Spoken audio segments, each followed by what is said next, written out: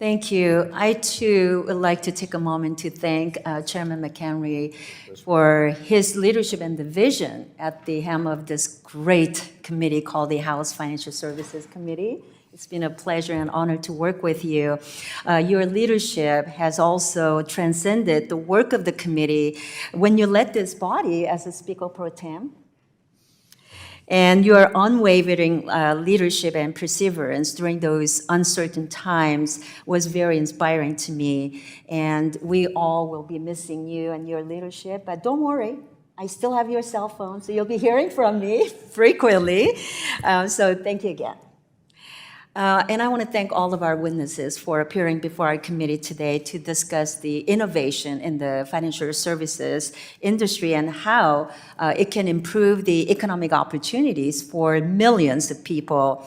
And so today I want to touch on the recent growth in the private markets and how technology could help investors from all backgrounds responsibly tap into those gains in the markets. According to Bloomberg data, over the past 3 decades, a number of publicly listed companies has fallen to more than 8,000 firms to just above 4,000. Additionally, according to Ernst & Young, the private markets doubled in growth from $9.7 trillion in assets under management in 2012 and are estimated to have reached $24.4 trillion by the end of 2023.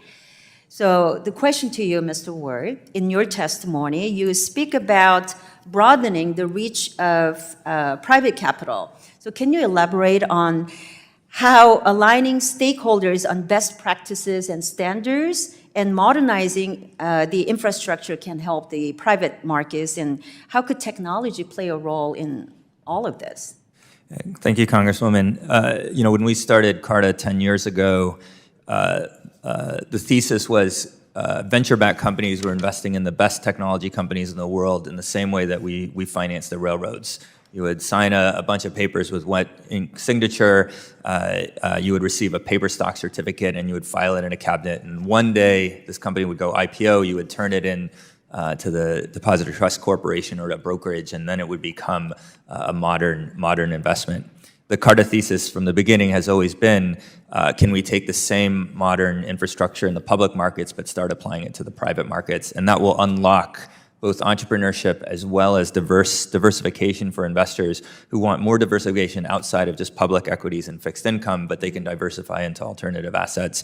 The more that we can bring technology and innovation into the private markets, because that's where innovation is happening, the growth of that sector will increase more entrepreneurship in the United States. And I think that's where we should be looking for a policy. Thank you. Let me ask the question to Mr. McCauley.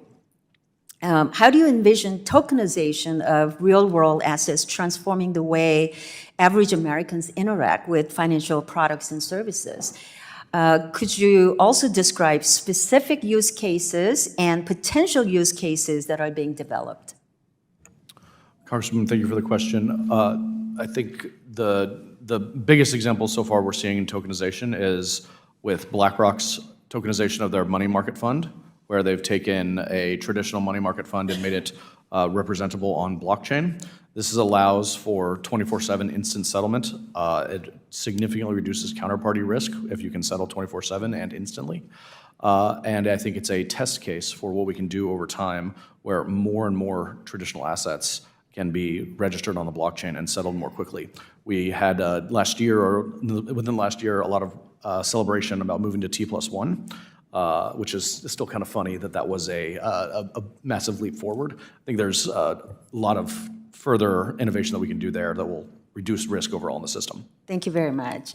Mr. Coley, Chairman McHenry has been working to enable crowdfunding for over a decade in Congress, and I view crowdfunding as a way for founders who would otherwise be overlooked by traditional funding sources to raise the capital they need. So can you explain why a startup would choose to raise capital through crowdfunding? Yes, thank you for the question. There are actually two reasons why startups would raise via crowdfunding. One is to actually raise capital from their customers to help incentivize their customers and help to have them take part in the upside of the company. But the other one, which is more important, is Venture capital is meant for venture backable startups. That means they're going for a very large outcome. Think of it like a Google or a Tesla or NVIDIA. But there's a huge set of businesses that don't have that ambition and would still like to raise capital, and that's where crowdfunding is very important. Thank you. My time's up. I yield back.